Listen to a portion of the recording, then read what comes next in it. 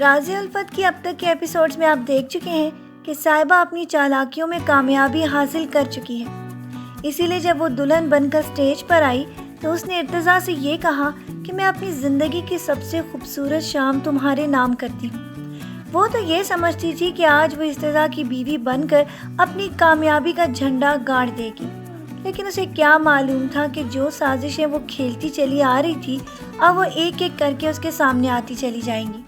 اسماعیل تو مشک کے ذریعے ارتضیٰ کو ایسی مبارکباد دلوانا چاہتا تھا کہ وہ ساری زندگی یاد رکھے، لیکن ان لوگوں کو یہ معلوم نہیں تھا کہ صاحبہ کی سازشیں آگے جا کر اس کے ہی گلے کا پھندا بننے والی ہیں۔ اسی لیے تو اس نے صاحبہ کے سامنے مشک کو یہ بھیج کر مبارکباد دلوائی کہ وہ اسی لڑکی کو ڈیزرو کرتا ہے۔ ارتضیٰ تو مشک کی اتنی زیادہ ڈیرنگ ایفرٹ کے اوپر بہت زیادہ غصے میں آ گیا تھا۔ وہ تو اس کے ساتھ بہت زیادہ بدتمیزی کر رہا تھا تاکہ یہ ثابت کر سکے کہ وہ ایک بد کردار لڑکی ہے، جبکہ اسماعیل کا ہاتھ پکڑ کر اس نے اس کے سامنے یہ ثابت کر دیا کہ میں اپنی زندگی میں بہت خوش ہوں، جبکہ صاحبہ کو یہ جملہ بہت زیادہ برا لگا کہ وہ ایسی ہی لڑکی ڈیزرو کرتا ہے۔ آگے جا کر آپ نے اس ایپیسوڈ میں یہ دیکھا کہ اس کی زندگی میں بہت زیادہ طوفان تب آئے جب نومی کی انٹری ہوئی، کیونکہ نومی کی والدہ کے ہار کو وہ اس کی ماں کے گلے میں دیکھ چکا ہے، اور اس کے بعد تو یہ صاف بات کلیئر ہو چکی ہے کہ الزام تو نومی پر آتا کہ اس نے نہ کہیں یہ ہار صاحبہ کو دیا ہو، جبکہ وہ سارا کا سارا الزام صاحبہ پر ڈال دے گا کہ اسی نے میرے گھر سے چرایا ہے، شاید یہ میرے گھر آتی جاتی تھی تو کبھی کسی وقت موقع پا کر اس نے یہ ہار چرا لیا ہے۔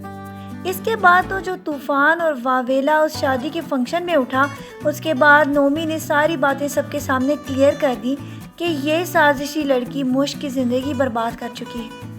آگے آنے والی ایپیسوڈ میں آپ دیکھیں گے کہ اب تو ارتضیٰ کو اپنی ساری غلطی میں بہت زیادہ پچھتاوا ہونے والا ہے۔ وہ تو کبھی یہ خواب میں بھی نہیں سوچ سکتا تھا کہ مشک پر اس طرح بھی الزام لگا کر اس کو اس کی زندگی سے نکالا جا سکتا ہے۔ اسی لیے وہ اپنے آپ کو بہت زیادہ کوسے گا کہ اس نے اس دن مشک کی بات کیوں نہ مانی۔ اگر وہ مشک کی کال اٹھا لیتا اور اس سے بات کر لیتا یا اس کی بات پر یقین کر لیتا تو آج اس کو یہ دن نہ دیکھنا پڑتا۔ وہ تو صاحبہ کو جانتا تھا کہ وہ کتنی زیادہ سازشی ذہن کی لڑکی ہے اور اسے کچھ بھی ایکسپیکٹ کیا جا سکتا ہے، لیکن ساری سازش میں تو وہ کامیابی حاصل کر چکی تھی۔ اگر نومی یہ ساری حقیقت سب کے سامنے آ کر نہ کھولتا تو وہ تو یہ پلان بنا چکی تھی کہ وہ شادی کے بعد بہت سارے سالوں کے بعد جب اس کو اس سے محبت ہو جائے گی وہ یہ سارا سیکرٹ ریویل کرے گی۔ اب تو ارتضیٰ کے پاس سوائے پچھتاوے کے کچھ نہیں۔ وہ آگے جا کر یہ کوشش کرے گا کہ کسی طرح اسماعیل سے اس کی طلاق کروا کر اسے پھر شادی کر سکے۔ اسی لیے وہ آگے جا کر اس تگ و دو میں لگ جائے گا کہ کسی طرح مشک کو اپنی زندگی میں دوبارہ لا سکے۔ مشک کے بغیر تو وہ کبھی جینے کا تصور بھی نہیں کر سکتا تھا، اور اب وہ مشک کے بنا کیسے رہے۔ آگے جا کے آپ دیکھیں گے کہ اسماعیل کو جب یہ معلوم ہو چکا ہے کہ مشک ارتضیٰ سے ہی محبت کرتی ہے، اس سے کبھی بھی محبت ایسے انداز میں نہیں کرے گی، تو اسی لیے وہ اس کو یہ کہے گا کہ ارتضیٰ سے شادی کر لو۔ لیکن مشک کے والد نے تو اس کو یہ بتایا ہے کہ اسماعیل ایک ہیرا ہے۔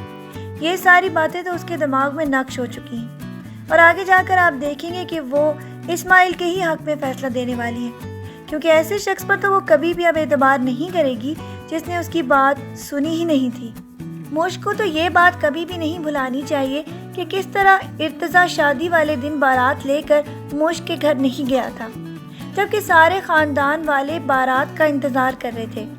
اگر اس دن اس طرح سے اسماعیل اس کے ساتھ شادی نہ کرتا تو اس کی زندگی برباد ہو جاتی، لیکن اب تو اسماعیل اس کے سارے گھر کے مسائل بھی حل کر چکا ہے، اور وہ اس گھر کا بیٹا بن کر یہ ثابت کرنے کی کوشش کر رہا ہے کہ واقعی وہ ایک ہیرا ہے۔ آپ کی اس کے بارے میں کیا رائے ہے کہ کیا مشک کو اسماعیل کو چھوڑ کر ارتضیٰ کے ساتھ شادی کر لینی چاہیے؟ ہماری رائے میں تو مشک کو کبھی بھی ارتضیٰ کو معاف نہیں کرنا چاہیے، کیونکہ جس طرح اس نے اس دن اس کے ساتھ کیا اور اس کی کسی بات پر بھی یقین نہ کیا، اب وہ معافی کس منہ سے مانگے، اور اس کو تو معاف کرنا ہی نہیں چاہیے۔ آپ کی اس کے بارے میں کیا رائے ہے؟ ہمیں اپنی رائے سے ضرور آگاہ کیجیے گا، اور مزید ڈرامہ پروموز کے لیے ہمارا چینل دیکھتے رہے۔ اپنا ڈھیر سارا خیال رکھیے گا، بہت ساری دعاؤں کے ساتھ۔ اللہ حافظ۔